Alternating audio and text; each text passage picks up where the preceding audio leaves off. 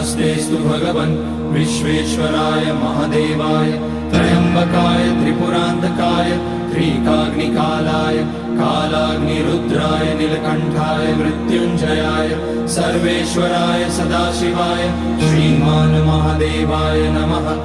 ॐ नमः शम्भवाय च मयोभवाय च नमः शङ्कराय च मयस्कराय च नमः शिवाय च शिवतराय च। ॐ त्र्यम्बकं यजामहे सुगन्धिं पुष्टिवर्धनम् उर्वारुकमिव बन्धनान् मृत्योर्मुक्ष्यमामृतात्। नागेन्द्रहाराय त्रिलोचनाय भस्माकराय महेश्वराय नित्याय शुद्धाय दिगम्बराय तस्मै नकाराय नमः शिवाय।